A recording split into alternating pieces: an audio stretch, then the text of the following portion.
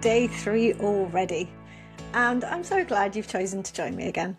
I hope yesterday you found yourself catching yourself heading down in the same old way and maybe having some fun breaking up the pattern and trying out a few new ways. Today I want to talk to you about something we all complain about: waiting. I once stood in a queue at the post office for 11 minutes. I know it was 11 minutes because I checked my phone at the start and checked it at the end, mostly out of irritation. 11 minutes of my life gone. Except it wasn't gone, was it? It was there. I just decided it was time wasted afterwards and left with my blood pressure higher than when I went in. That's never the case now because I always play the waiting game. Once you put waiting under the spotlight, you start to notice all the other waiting moments scattered through your day. The obvious one is waiting for the kettle or for a pan to boil. That's 2 or 3 minutes, probably a few times a day. In the kitchen alone, there's also the toaster. Then when you're trying to leave the house, it's the kids taking forever to get their shoes on. Then it's waiting for the lift, the traffic lights at the pedestrian crossing. And if you're British, then probably standing in a queue somewhere. We're very good at that. I'm sure you can add plenty more to the list. Add it all up, and it's a surprising amount of time. Most often, we don't notice these moments because our brain files them under dead time. We reach for our phone, or we stand there, roll our eyes, and sigh a bit.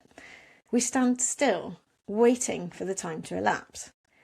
But your body has absolutely no idea the kettle's on, and it's perfectly happy to do something while it waits. The beauty of these moments is that they're absolutely everywhere. You're not finding time. The time already exists.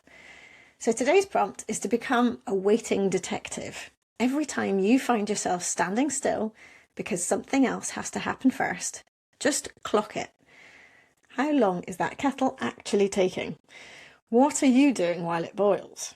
And where are your feet? I'd put money on most of us standing there in exactly the same way, facing it, doing not a lot. So then, if you'd like to play with it, here are a few ideas. You could take your feet wide and slowly shift your weight from one foot to the other, or twist one way and then the other, and notice how it feels. You could come up onto your toes and back down again a few times, with a reassuring finger on the worktop if you'd like. You can stand on one leg and let the other wander about a little bit, just noticing whether one side feels different from the other. You could clasp your hands, reach up high and gently lean from one side to the other. You could even get down on the floor instead of standing, if that's available to you, and get back up when the kettle clicks. If you're out of the house waiting for something, please remember this: nobody is looking at you nearly as much as you think they are. You can even make up something completely different. Remember, this isn't a movement class, it's a week of mini experiments. If you do feel a bit self-conscious, that is completely normal.